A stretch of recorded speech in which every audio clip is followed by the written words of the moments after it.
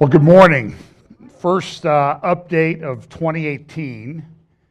And I know that some of you have been thinking, he's used that slide for an awful long time, and the fuse never gets shorter. So I had, this update I think will be relatively short compared to other ones that I've done, just because I think it was cold and everybody kind of finally took the week off, and even people that fight wars and that type of thing, they don't like to really fight them in winter because their soldiers get very upset. So I think things backed off a little bit this week. I even saw that I think Jacob did an update this week, and it was like 39 minutes long. And you know, when you see that, you wonder, like, is he sick or something like that? You know, because it's so short. I did a couple interviews this week. I did one on Hagman Report, a little Bible teaching, and just some thoughts on some things that are going on in the legal community, or some legal issues. That was on Wednesday night, Hagman Report. You can find that. And I also did one with Cindy Hartline for Love of the Truth Radio, and that should be up on Rapture Radio soon. And also, I think she has a website for Love of the Truth. And they also put these updates up. Jackie Alnor graciously converts them to audio and puts them up on Rapture Ready in case people don't want to take all the bandwidth that they have. So today I'm going to call this powder keg. And to show you that I had some extra time yesterday, I actually made up a new title slide that, so the fuse is getting shorter. And yes, things are about ready to explode in the Middle East. So I did a lot of work on that. And so I'm gonna use it one more time, just because, without all the writing and everything, just because, you know, I might as well milk that for as much as it's worth. So it's interesting. I saw an article this week about how computers, part of the problem with modern society is they break tasks down into repetitive tasks, that people do the same thing in certain jobs. They'll do the same thing over and over again. But the one point that the author of the article made was the computers allow people to become generalists again. You know, you pick up new skills. So I never worked with a green screen video and that type of thing. So I had to piece this around and play around with it. And so I think it's actually pretty good. But please hold your applause. And but it's interesting that you become. I'm an old guy. I mean. You know, and I'm playing around with a computer. I'm not like some of these guys. There's a website out there. It's called, on YouTube channel, it's called the Slow Motion Guys. I don't know if any of you've seen this. It's fascinating. Brian has, because they do stuff like I don't know, getting hit in the face with water in slow motion. One of them, you know, and they blow things up, and they blow up. I don't know if they've blown up a ketchup bottle or anything yet, but it's stuff like that, and it's very entertaining. Males find it very entertaining. I don't know what your problem is. I'm sure my wife would like, what are you watching that for? So look, to be serious, we talk a lot about these things that are happening, and the world does seem to be a bit of a powder keg, particularly in the Middle East, which is really the area where Bible prophecy is focused. So we know that we're approaching this period of time that we call Daniel's 70th week. So let's just look at some of the cultural, religious, geopolitical things that are happening or in place this week, just to kind of orient us and keep us grounded. That there, you know, it seems as we look through these things that the world gets crazier and crazier every week. And boy, you know, I was listening to Hugh Hewitt the other morning. He was on when I got up early, Salem Radio, and he was talking, and he was making some good points about the Iranian protests and that type of thing, but he kept getting like, he goes, oh no, Trump just put out 4 tweets, and then he spent the next half hour talking about the tweets. And so the whole news cycle and everything is really disruptive. And so, but there are things that are encouraging in the world. This is the new, I think it's the Subaru SUV floor plan, which shows the sort of the ultimate American SUV because those numbers, those are the 19 cup holders that will be contained in that car. Now, you know, can you imagine having 19 cup holders for a family of 7? And how many times, Daddy, I have to go to the, I have to, I mean, what are they thinking, you know? So, but I know that this is a conversation we've had when we've looked at a new car. It's like, where are the cup holders? You know, because I don't care what the performance is, as long as I can put my coffee where I can reach it conveniently, and we don't have to fight over a cup holder. So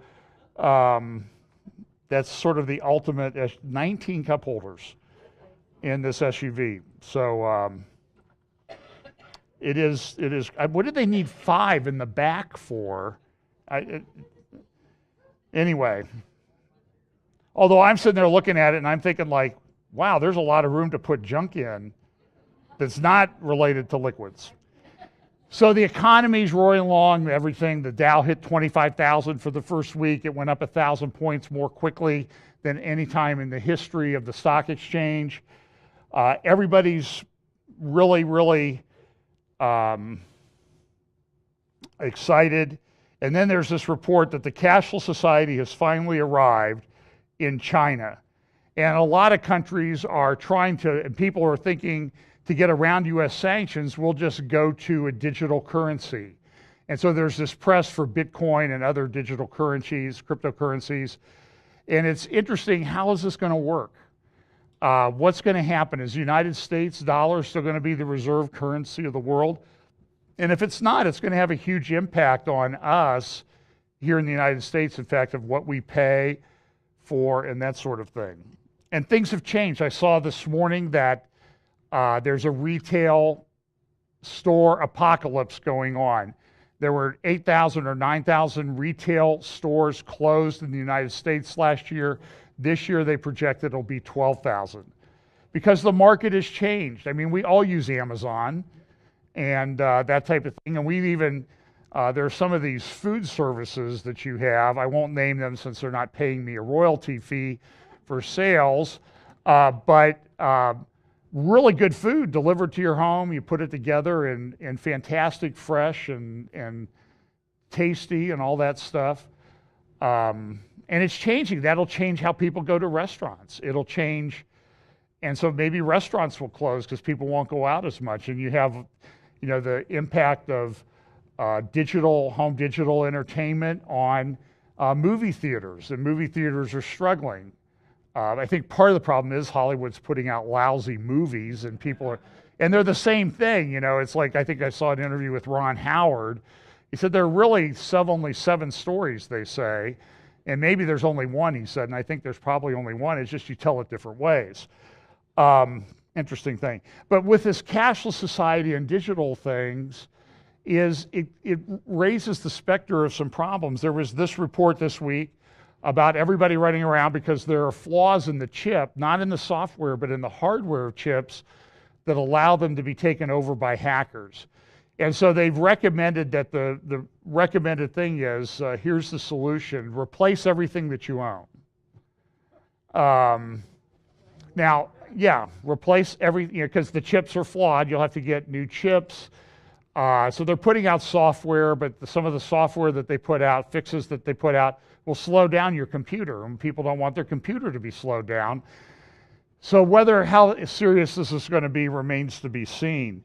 At the same time, there's this hope. This is from USA Today Money the other week, and the cover of the current Economist magazine, about artificial intelligence and what they're talking about, doomsday scenario or age of wonder. I have to say, when I see headlines like this and then people tell me that technology is the solution, I'm a little bit skeptical that we've got a handle on what we're really facing as things go on. But one of the points to make is that we live at a very epic time where things are changing quickly.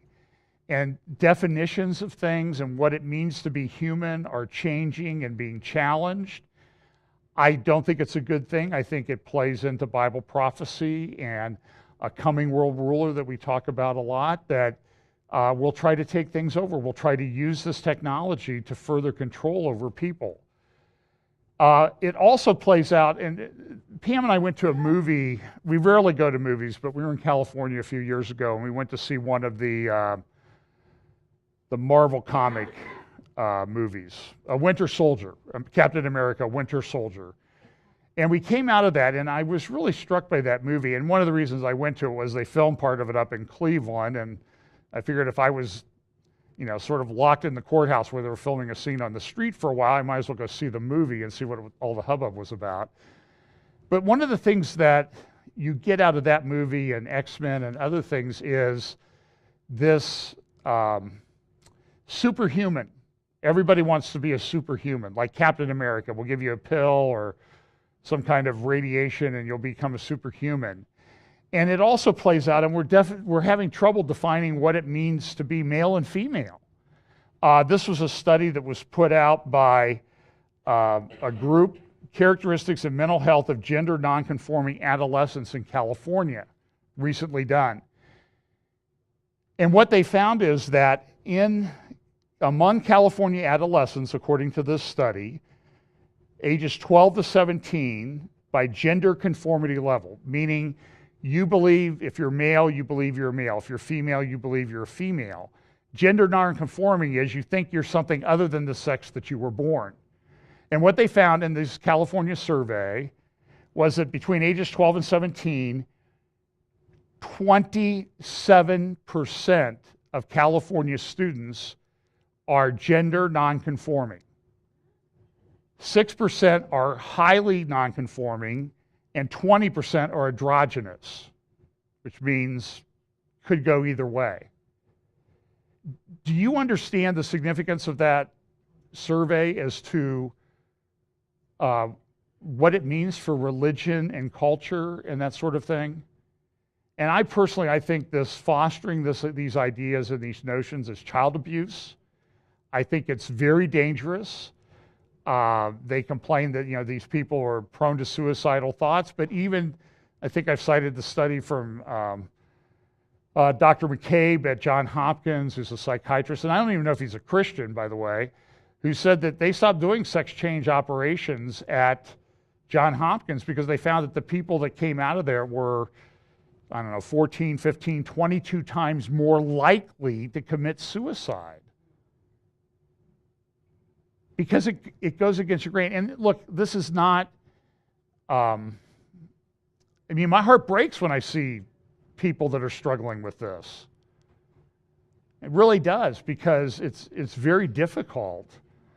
And so I want them to get help. I want them to get saved and that type of thing. But understand that this is California. California, as of January 1st, and you may have seen some signs that were sort of photoshopped that welcome to California, and California is now a sanctuary state, welcome illegal aliens, drug dealers, and all that type of thing. Now, those signs were made up. California wasn't stupid enough to actually put the sign up, but they've done everything to do the stupid things that they've done about becoming a sanctuary state. And they're violating federal law. Attorney General Jeff Sessions recently put out some things that he's going to enforce marijuana laws in the United States, unlike the Obama administration. And now everybody in Colorado and Oregon and California, other places that have marijuana stores that you can go in and they allow recreational use of marijuana, are upset. Well, how dare you tell us what to do?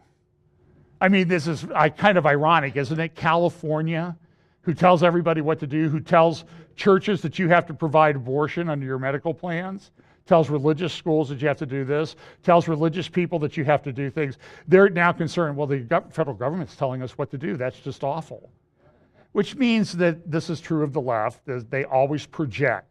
So whatever they're saying is what they do. So if they're calling somebody else a fascist, why? It's because they're the fascists. That's exactly right. It happens. It's a pretty good rule of thumb. It's one of the rules of thumb is, the left is usually wrong, and Germany, geopolitically is usually wrong, and that type of thing. So let's look at some of the things geopolitically.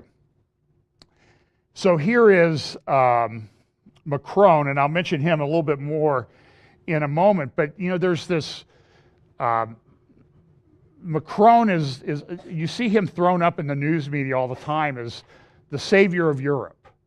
He wants to make the world great again. I mean, he said that. They call Trump a megalomaniac for wanting to make America great again, and Macron walks around saying he wants to make the world great again, and that's okay. I mean, that's not out there. This is in this morning's New York Times. The world could use more kings and queens, monarchists say. That's kind of interesting when you look at, everybody says, oh, Trump's a dictator, he's all this and that type of thing. And, listen, I have mixed feelings about President Trump, I will confess to you. There's things he does that I like. There are things that make me uncomfortable. And the world is, just talking about the president, the world is divided because there is one group that says Trump is evil and the Antichrist. I mean, there are people that say he's going to be the Antichrist. And on the other side, there are people that say he's doing fantastic. He's not doing anything wrong. Everything is perfect. And there are these extremes. And we're at this time, I mentioned this in my interview with Cindy the other night, saw a video of Obama made up, saying things that he didn't say. But it looked very real, and we're reaching this point in time where it's going to become increasingly difficult to figure out what is true and what is not as true. And this is prophetic on an epic scale.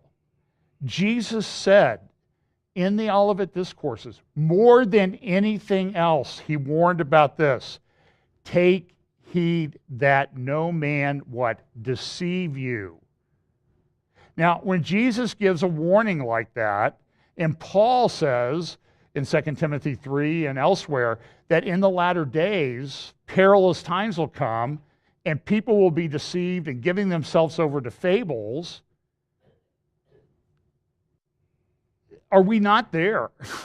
I don't know how else to say it. Are we there or not? And so stay grounded in the Word of God. That's truth. And you have people running around questioning that. And so here's a CNN report this week. Can Emmanuel Macron save Europe in 2018? Listen to what it says. And look, I'm not saying that Macron is so-and-so. I want you to understand that, okay? I see these people thrown up as candidates for the Antichrist, and I keep thinking, I think the devil can do better than that, okay? But nevertheless, he's trying to, and, there is, one view of where the Antichrist will come from is a revived Roman Empire based in Europe. And Macron's doing all this stuff that seems to indicate that he would fit that pattern. The French president wants to do away with the Europe of nations to create something much closer to a nation of Europe. He wants the EU to have its own finance minister, its own budget, its own economic governance. He believes it should have its own army and border police force. He wants a harmonized tax system and politically a stronger European Parliament with transnational parties and lists, which proves that Macron has become the ultimate Frenchman and that he surrendered in the first 6 months to these other ideas. You'll have to think about that a little bit. The answer, he believes, is for Europe to at last answer the question of what it is, a loose federation of European nations or a federal European Union. It is the question that has divided and bedeviled Europe since its creation. And until Macron's meteoric rise to power, the former had been defended with far more vigor than the latter. Now that the latter has a champion willing not only to speak up for it, but to stake his substantial political capital in the necessity of its success, if Macron gets his way, Europe will take a massive leap to become much closer, in the end, to what its founding fathers had envisaged, but very different from what it has become. And part of this is because what's going on in Germany, which is the economic power of Europe, is that they can't form a government.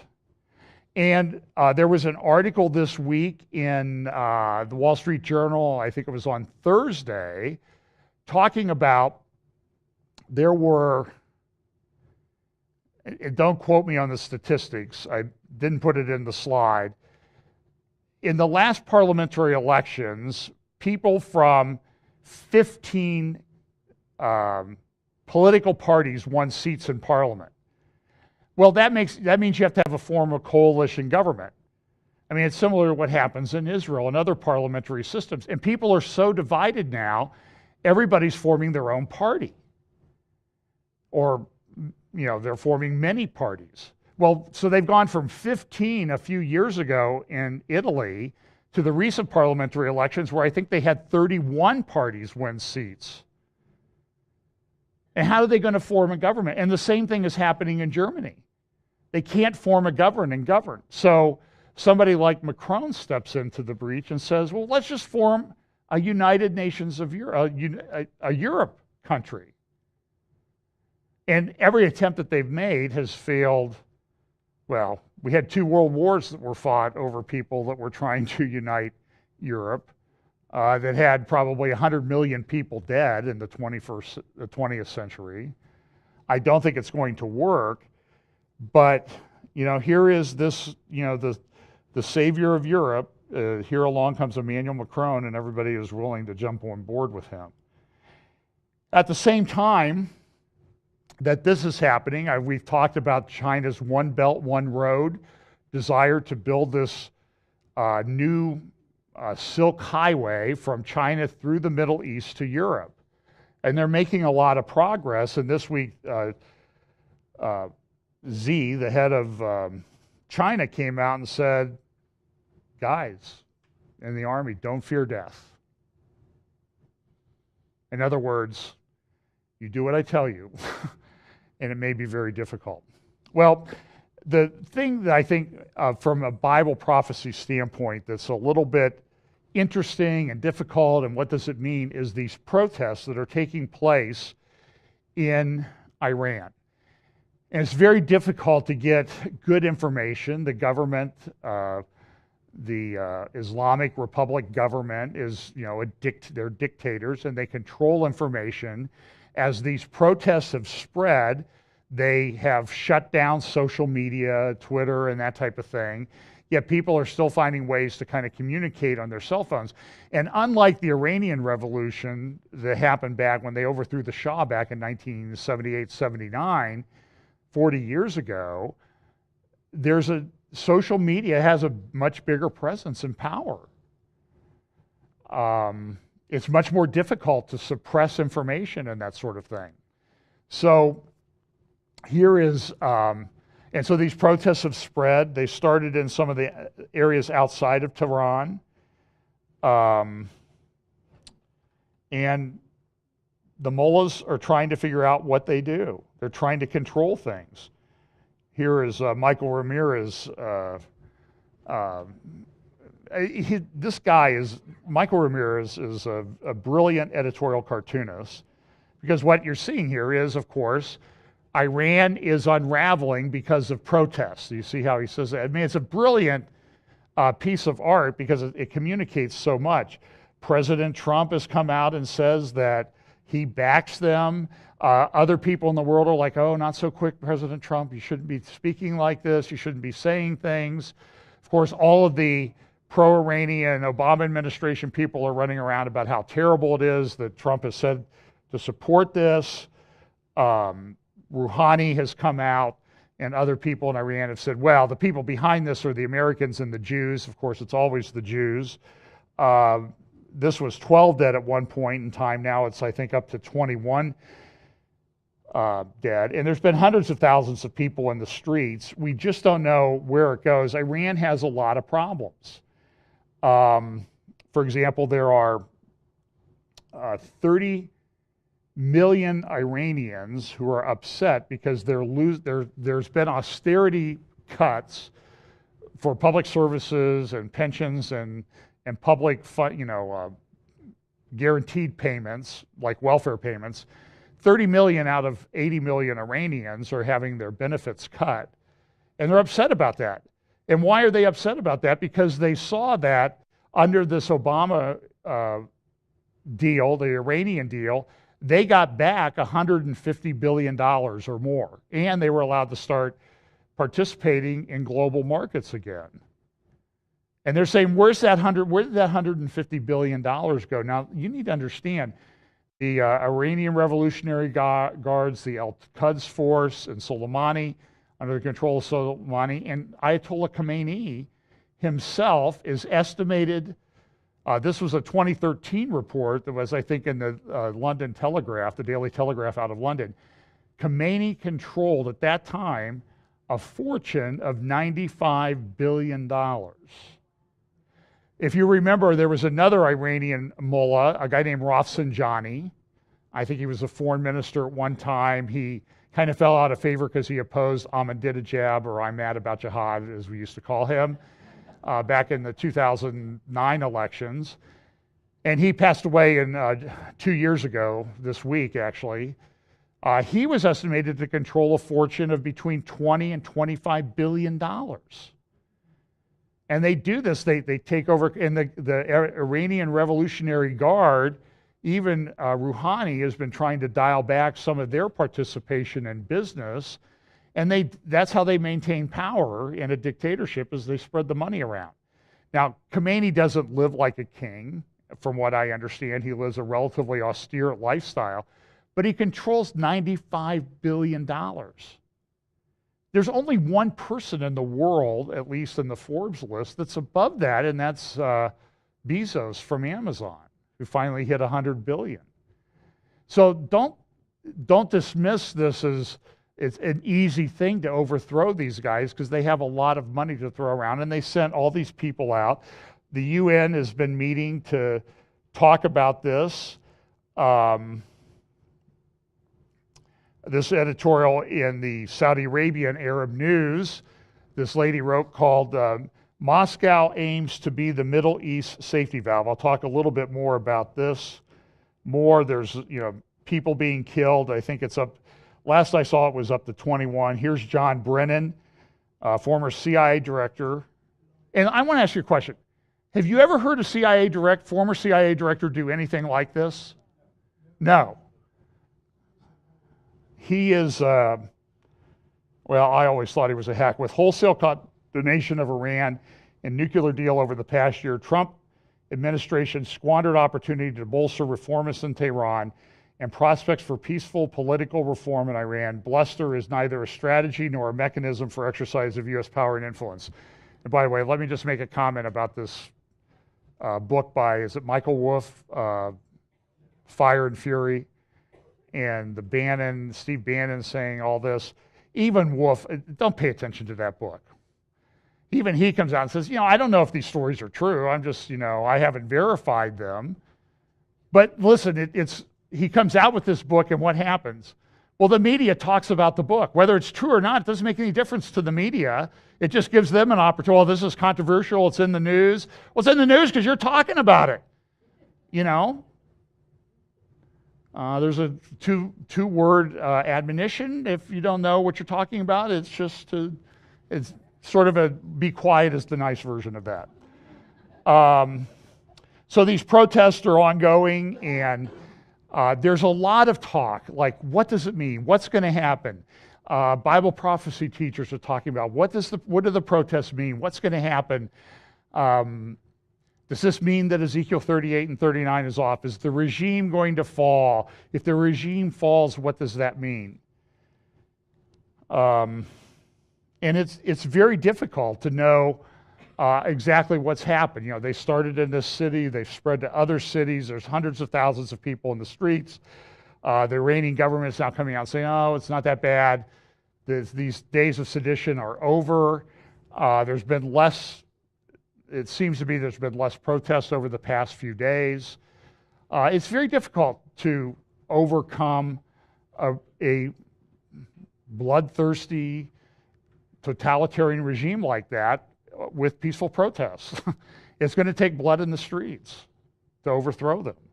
I mean, the Revolutionary Guards are not going to go away. There's a couple 100,000 of them, and they're well armed. and well trained, and they're not gonna go away easily. So a lot of good articles. There was a good article in the Jerusalem Post about Iranian protests and what do they mean, the truth about Iran's arrest. In some parts of the media, you can't even find anything about it. This article in the Jerusalem Post, under the heading Middle Israel, the truth about Iran's unrest, he went through in a very good analysis, I think. I'm not sure what day this was in the Jerusalem Post. I think it was either Thursday or Friday. And he said, look, is this like nothing? Or is it like the fall of the Soviet Union in 1989? What's it going to be? And he says, right now I don't see a leader like Gorbachev who would step in and sort of let the Soviet Union fall apart. Without that, it's, he says, I think it's more like the Soviet Union. Iran may be coming apart. I don't know. The one thing that I say, here's Melanie Phillips talking about it, Europe is pretty quiet about what's going on. I mean, they're all over Poland's case because they say Poland's not a true democracy and want to kick Poland out of the European Union.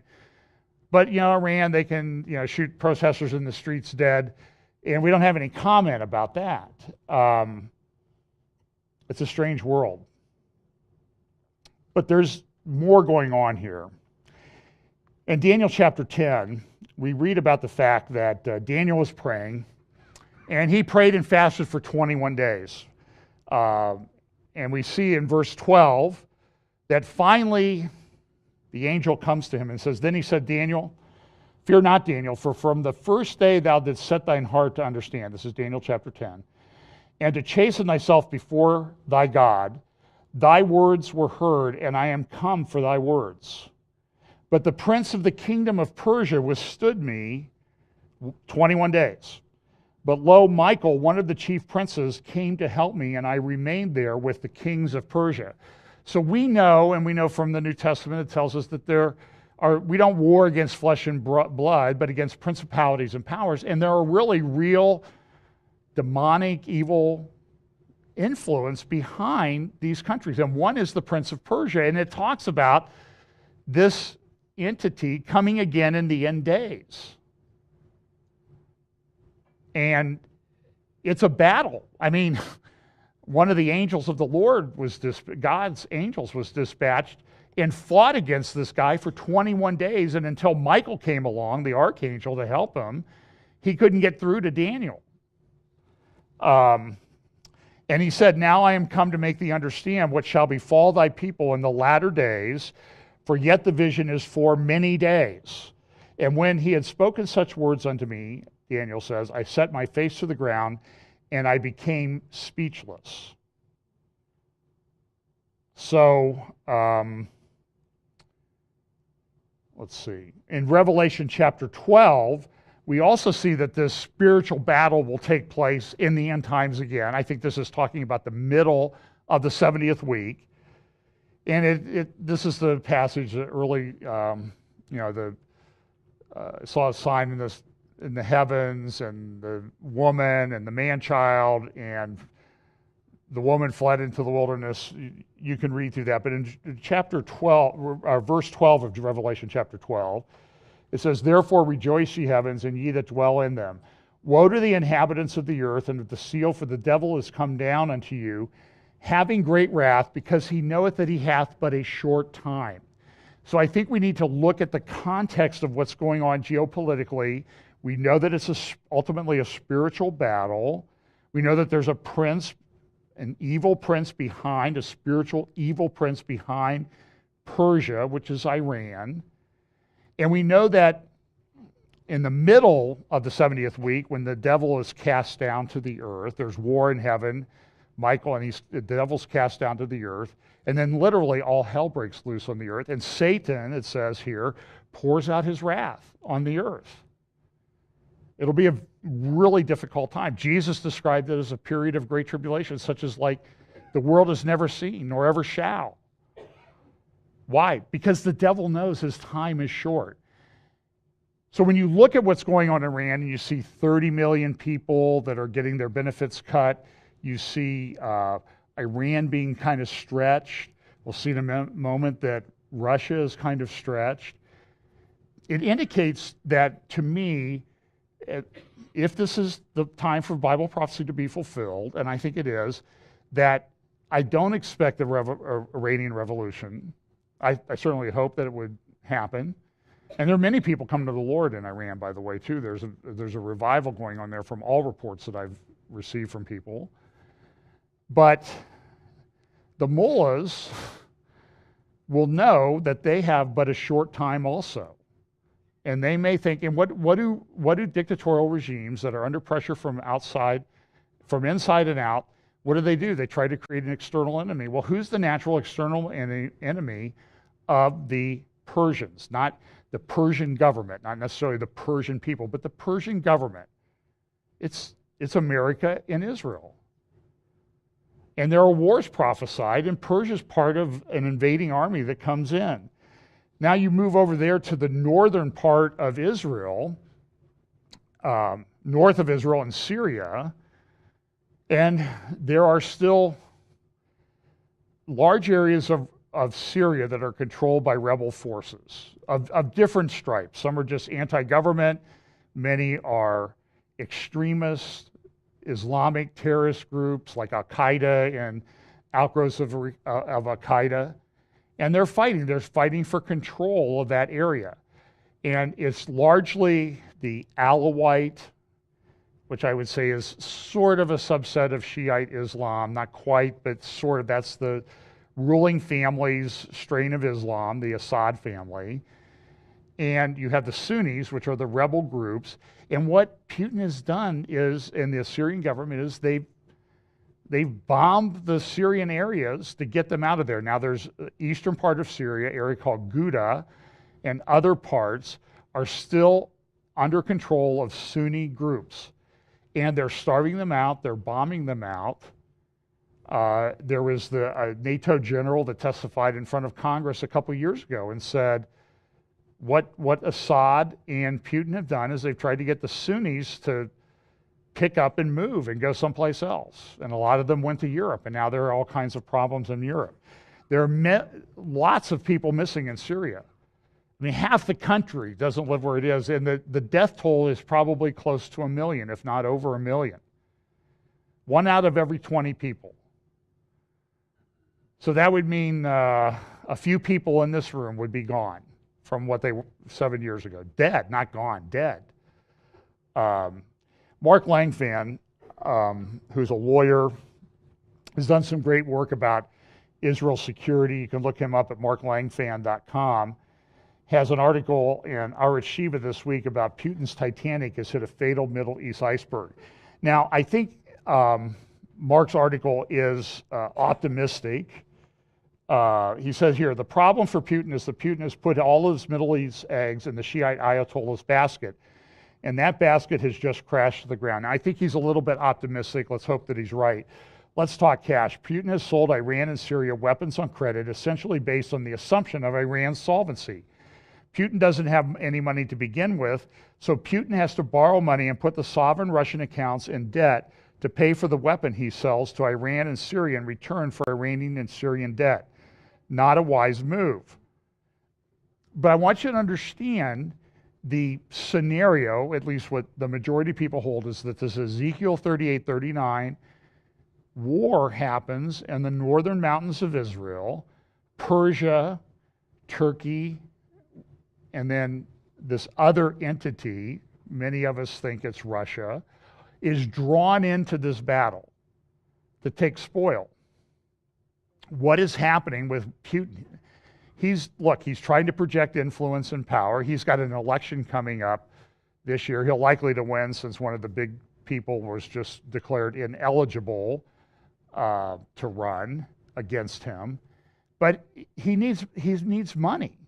You know, there's been an interruption in his cash flow too. There were some explosions at major gas transit facilities in Austria and elsewhere that have really put the pressure on gas. And what do we know that Israel's doing? They're building a pipeline. It's going to take a while, but they're building a pipeline into Europe to supply gas.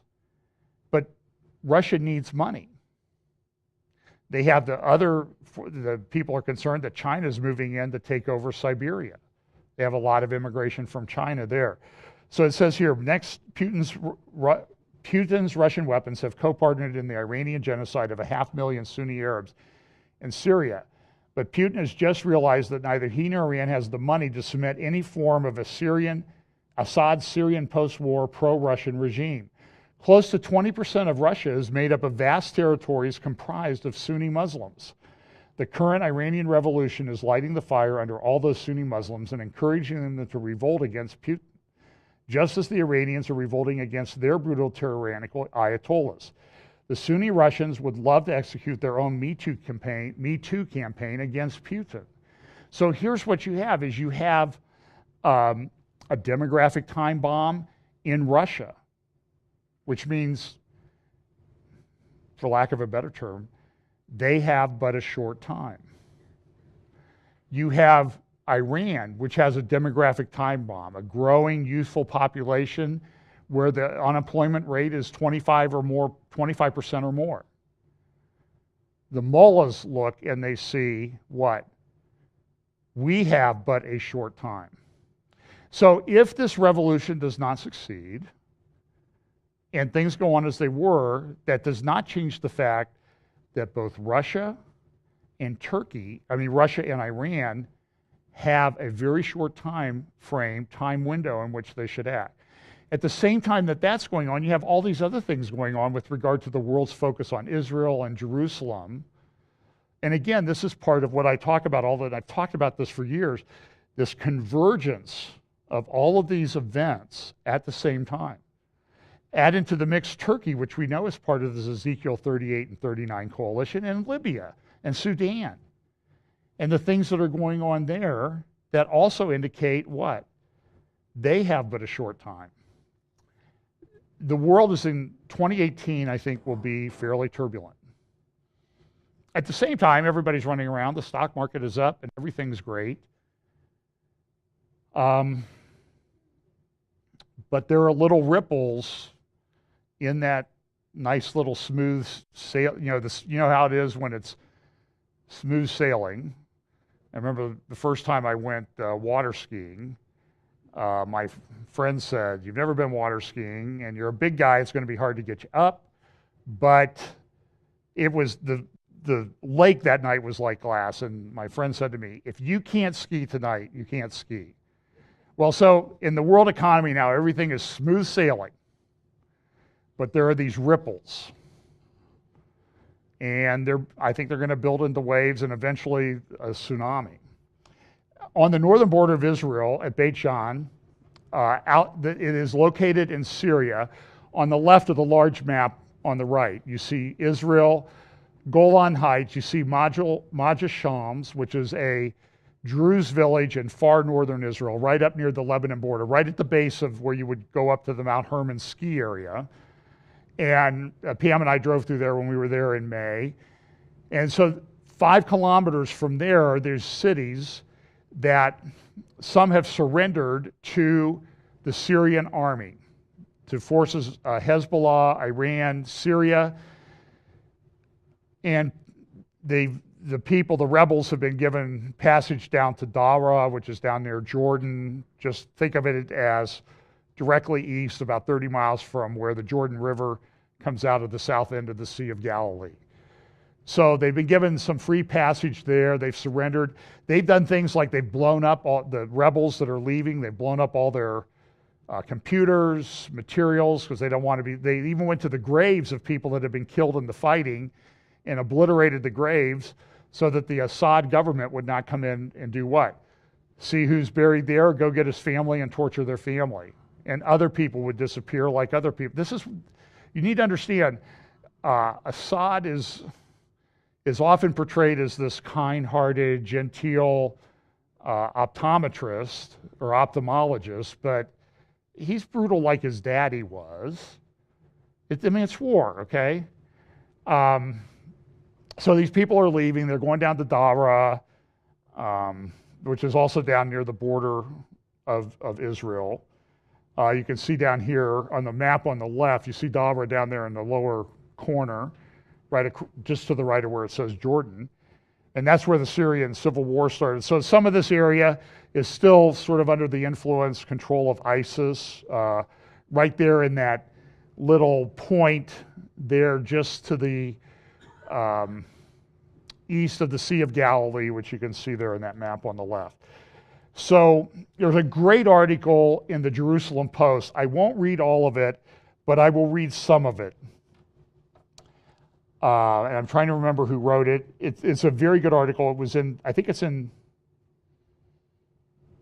it's either today's or Friday's Jerusalem Post. Beit Jen, Syria, between Israel's dilemma and Iran's opportunity. There was a prevailing belief, the author says, in the first years of the Syrian war that the sides would exhaust each other, apparently beneficially, and that the Assad regime would emerge from the fight weakened. In fact, Syrian dictator Bashar Assad, to prevent the collapse of his regime and to protect himself from international courts, he was a prime suspect in the International Tribunal investigating the 2005 assassination of Lebanese Prime Minister Rafik Hariri, tied his fate to the rogue Iranian state. Now, 7 years later, many seem certain that Assad and his Iranian allies control the war and are steering it to achieve their long-term goals. Indeed, they have imposed this asymmetrical war on the Syrian people and determined the time and place to instigate it after preparing for it for many years in the military, security, economic, political, diplomatic, and communications areas. And he goes on to say, now the mullahs are using the lessons learned from 8 years of fighting Iraq and decided not to fight a state-to-state war with Iran's regular army and not to follow the fighting to start on Iran's borders. Iran has instead opted for infiltration, the creation of division and sectarianism, undermining the status quo in Arab countries by pumping in money and weapons to fight Arabs with Arab use on Arab soil, and even worse is that they are mobilizing the survivors to fight against their enemies to fulfill their historic nationalistic dream.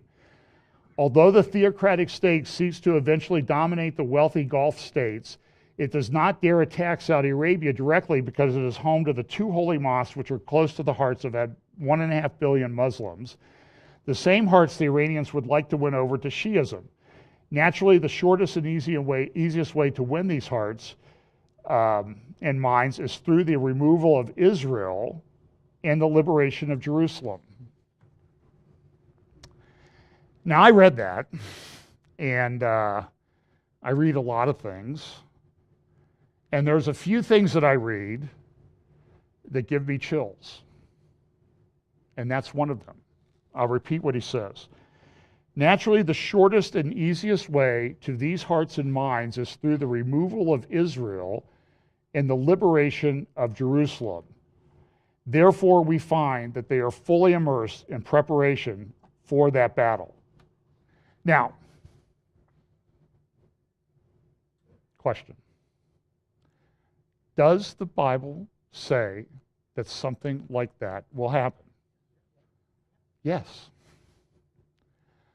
Are people, countries, principalities lining up to do that? The answer is, it sure looks like it. Should people in the church that believe in the scripture take note of that? Should pastors talk about it? Yes. And what happens? Very few talk about it. Everybody wants to just pretend that it's not going to happen.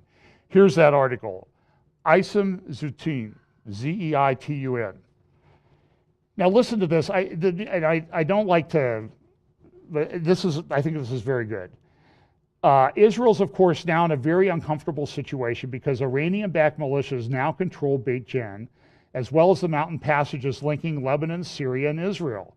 Their incursion into the rough terrain of Mount Hermon constitutes a real threat to Israel's national security. On the other hand, because the Druze of southern Syria look to these militias for protection, Israel would have a difficult time defeating them without also harming the Druze of Druze Mountain, Jabal al-Arab, whom Israel has vowed to protect.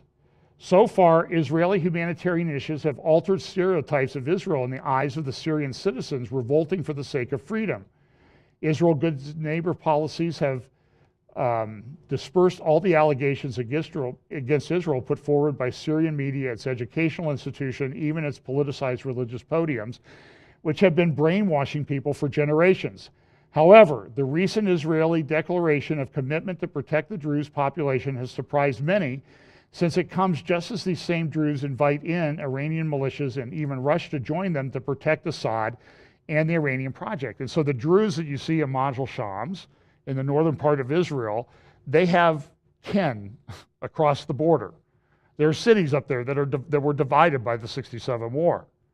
And they're Druze on one side and Druze on the others. And there's families here and they have family over here. And it's a very difficult situation for Israel to manage.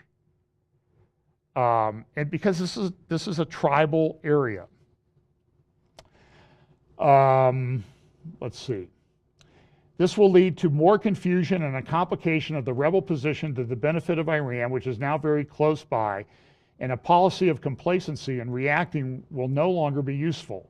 The complex regional and international arena adds to the risk and dangers of all options for Israel. What does that mean? Israel is being isolated on the world stage. On the other hand, the least dangerous, costly, and closest to reality would be if the Israeli government were to use its influence to coordinate with reasonable Druze sheiks in Israel to implement a non-aggression pact between the Druze and Sunni villages in the Golan with the supervision and the guarantee of the IDF, which is a neutral party able to ensure the success of this endeavor. By neutralizing the threat both to and within the Druze communities of southern Syria, Israel would be taking a card from the Iranian hand. We already have international agreements that can come back into force or even be modified to ensure the full implementation of a demilitarized zone under the auspices of the UN. That's a little fanciful. The best way for Israel to advance the cause of protecting the honorable Druze sect is to rescue them from being mobilized into fantastic Iranian wars of domination. You need to go look this article up, Beit Jan, Between Israel's Dilemma and Iran's Opportunity. Open your Bible, Ezekiel 38 and 39, and look at this article and tell me that there's not a connection between the two, especially when you think that this invasion from the north of Israel, what are to the north of Israel? Mountains, the mountains of Lebanon, Syria, the Golan Heights. And where's all this stuff going on right now? The mountains of Israel. the slopes of Mount Hermon are where the eastern slopes of this great mountain, probably where Jesus went and was transfigured, is just to the west of Beit Jan and these other areas. I think very significant. At the same time, this article from Caroline Glick on Friday, Trump kicks America's Palestinian habit, how things are going on. And listen, things are going on that are kind of on the Palestinian-Israeli conflict. There are things going on. We're withdrawing aid. We said, okay, Palestine, you don't want to come to peace negotiations? No more money. And this is making the Palestinians upset. Now listen, when Trump made the announcement, it's been almost 4 weeks ago now, that he would recognize Jerusalem as Israel's capital, what did they say? Oh, the Palestinian territories, it's going to melt down, violence, it's going to be terrible. And what's happened? A little bit, okay? Yeah, there are protests and there's been some clashes. This was in the Arab News this morning, front page from Saudi Arabia. Arabs seek recognition for Palestine with East Jerusalem as its capital. Well, this is what they're saying publicly. So this is the front page of the Saudi Arabian newspaper. I'm going to turn to you to a source, and I know I don't trust everything that they say, but they're a news organization, and sometimes they have to get it right. The New York Times, front page this morning. Tapes reveal tacit acceptance by Arabs of Jerusalem decision of Trump. Listen to what this says. But now a de facto alliance against shared foes such as Iran, the Muslim Brotherhood, Islamic State militants, and the Arab Spring uprisings is drawing the Arab leaders into an ever closer collaboration with their one-time nemesis, Israel, producing especially stark juxtapositions between their posturing in public and private. Mr. Trump's decision broke with a central premise of 50 years of American-sponsored peace talks, defied decades of Arab demands that East Jerusalem be the capital of Israel, of a Palestinian state, and stoked fears of a violent backlash across the Middle East. Arab governments, mindful of the popular sympathy for the Palestinian cause, rushed to publicly condemn it. Now, there's some questions as to how far these Arab governments have gone and are willing to go. But their public face in some respects is, we're against this. And behind the scenes, and this is reported in the New York Times this morning, the Saudi Arabians called Abbas in and said, give up on the idea of Jerusalem. Now, Saudi Arabia's denied this, by the way. They will. You have to understand how they negotiate. Saudi Arabia called Abbas in and said, give up on the idea of East Jerusalem. There's a little town just to the east of East Jerusalem. Use that as their capital, or just build it and stay in Ramallah where you already are, and give up on this notion. And so the Palestinians are feeling abandoned right now. And they are being, because they're bigger fish to fry, because why? Iran is coming in. They're building their highway, literally and figuratively, from Tehran to the Mediterranean. And I don't think Russia's a big fan of that either. They're kind of keeping them at bay. And it is, I think, today's Heim report, check that out, jerusalemjournal.net, the Heim report, C-H-A-I-M, by Brian Schrager. He makes up a nice little meme picture every day. And today the picture is Spock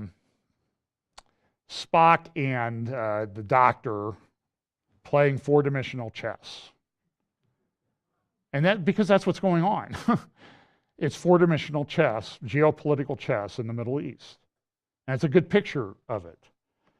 Now, some significant things. First of all, this article, front page of the Jerusalem Post, relic from First Temple era unearthed near Western Wall. A little signet ring seal, a wax seal that would be put on a scroll, was found in Jerusalem. And this was unusual because it was a state-sponsored or state-authorized archaeological dig. And so what do you hear? You hear UNESCO and all these. The Jews have no connection to Jerusalem. And so when this is happening, what happens? We dig things up and we find that archaeology actually proves it. One could say that in some respects, the stones are crying out that they have an historical connection to this land, that it is their homeland. And the world wants to deny it. So, look, I'm all for the U.S. tax dollars not funding UNESCO and these crazy people. And boy, that's causing a lot of problems. I'll talk about that in just a moment. I can see that my goal of getting this done quicker than ever is fast approaching. What does this have to do with anything? This is the Arch of Titus. The Arch of Titus in Rome has a panel there. I've seen it with my own eyes. This panel on the Arch of Titus. And it shows the Roman armies carrying away the temple menorah. You see the trumpets there. There's a exhibition going on at Yeshiva University in New York through, I think, January 18th. And what they did was they did a laser measurement of this section of the Arch of Titus in Rome, and they turned it into a plaster thing. And then what they've done in the part of this exhibition is that they turned it into a color picture. Because what they found as they analyzed it was that there was some yellow paint, remnants of a yellow paint that they could find on the relief at the Arch of Titus. So it made up, that's the color that they used for the menorah. Now, some of this is speculation, and some of this they're filling in. There were parts of this, that have been destroyed. But it's kind of an interesting thing that in New York City, blocks from the UN, the UN is saying, Jews, you don't have any connection to Jerusalem. It's really not your capital. We'll have to negotiate that. But here is people putting this up, and then they find this coin that's not from the Second Temple era that was destroyed by the Romans in 70 AD, but from the First Temple that was built by Solomon. Very significant things. So, in Israel, they're divided. This is this gal that is Palestinian gal from a village near Jerusalem. She's been charged with slapping a soldier, and of course, Haaretz, the left-wing magazine in Israel, says, "Oh, this is terrible. It's just giving her credibility. We should just let her go. This is awful that they're prosecuting this gal for slapping an Israeli soldier."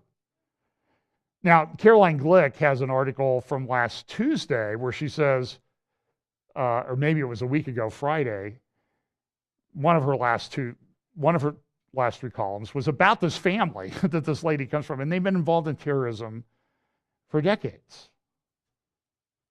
She's commonly referred to in some parts of the Israeli press as Shirley Temper,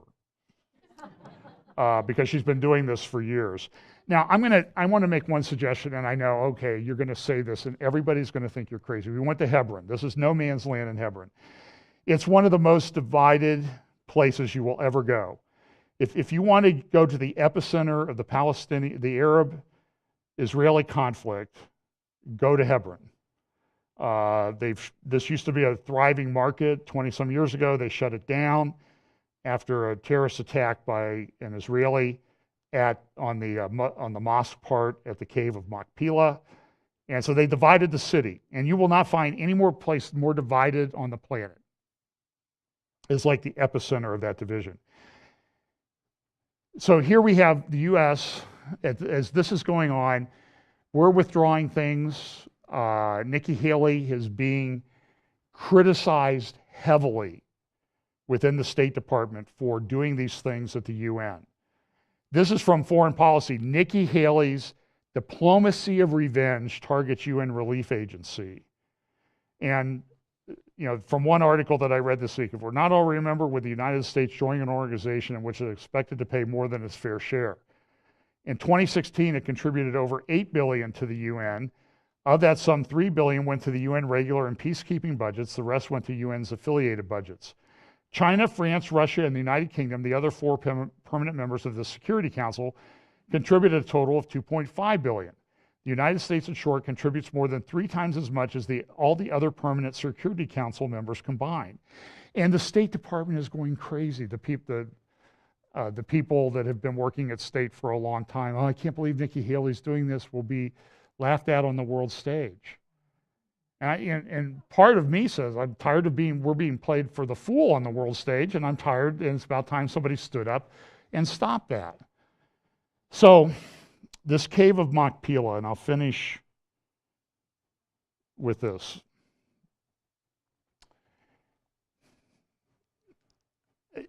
I know people will say I'm crazy for thinking this way. So I'm going to think out loud, and I will accept people's criticism. We know that there is a temple going to come and be built of some fashion. It might be like a tabernacle. Who knows exactly what form it will take. And we know that this is the hope and dream. We know that it'll be used for an improper purpose, and we're all aware of that. And everybody says it just can't happen. So people come up with different theories. Well, it's not going to be on the Temple Mount, it'll be over here. Well, if it's over here, it's still going to be a big deal. I was just thinking about this the other night, and it struck me that, you can go to Hebron today, the most divided place I've ever seen in my life. It has had a huge impact on me. You should know that because I've talked about it a lot. The division between Arab and Jew there is just, it's every corner, it's every step that you take. And here at this cave of Machpelah, which is the second holiest site in Judaism, number 2, next to the Temple Mount.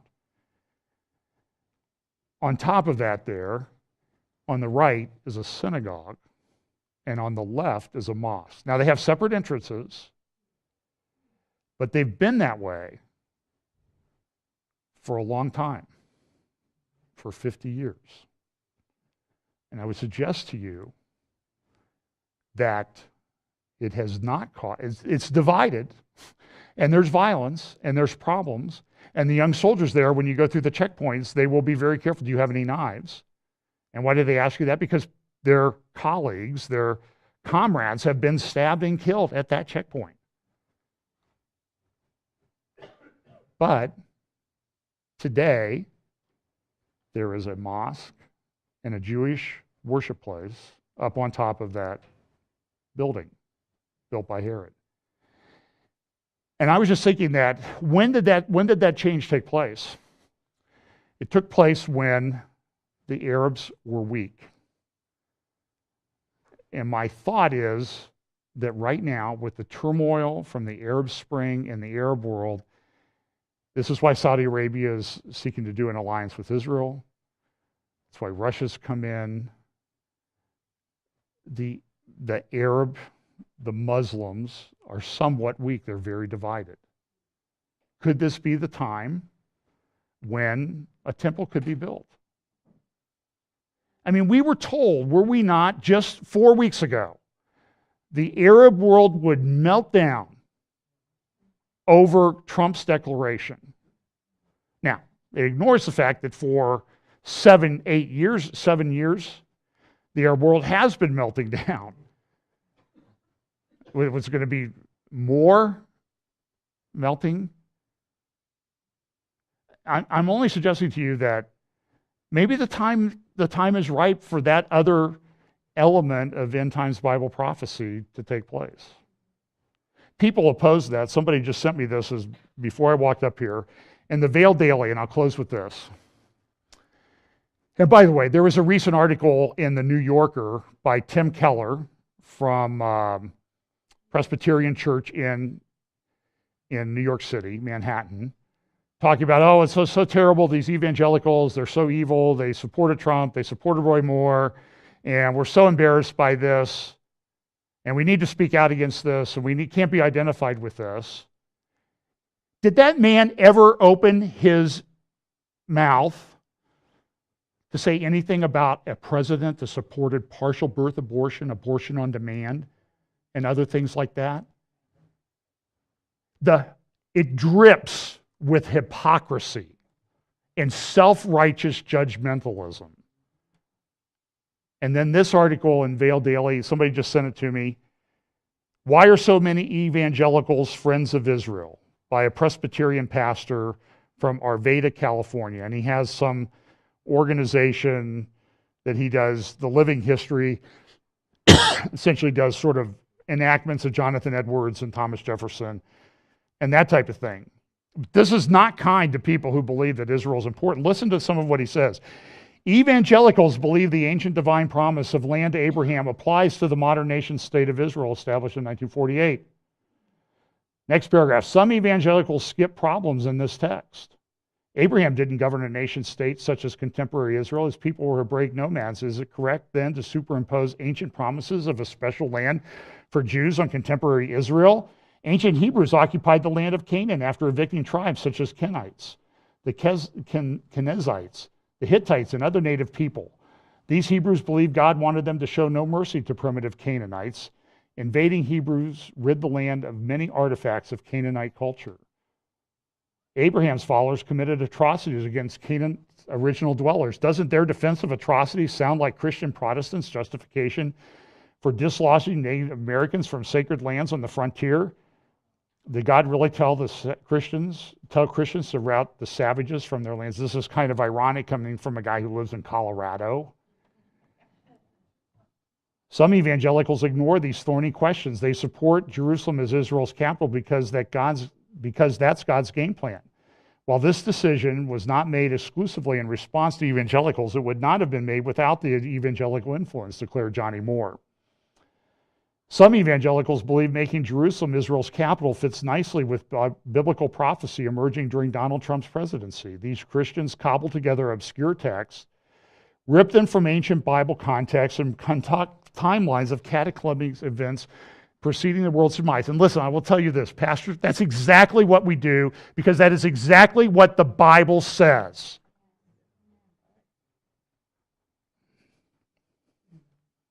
Consequently, some evangelicals say naming Jerusalem as capital is pivotal for prophecy to unfold when Jews are converted to Christ prior to Jesus' return to earth.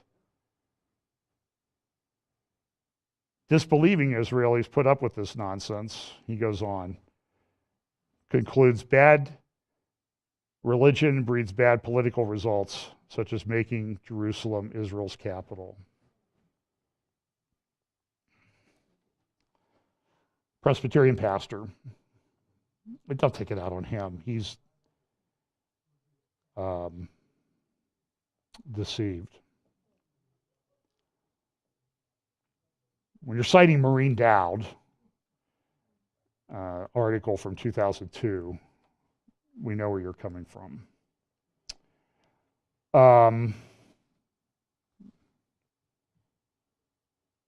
Well,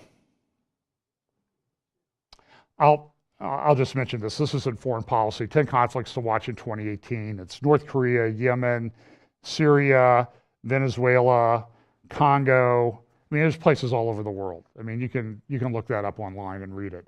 Because this is the world we live in. Jesus said there would be wars, rumors of wars. Don't get discouraged by it. Look at what's going on, pay attention.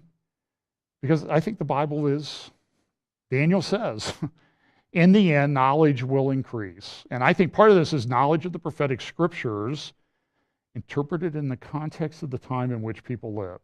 And it says, the wise will understand. We should want to be wise and understand.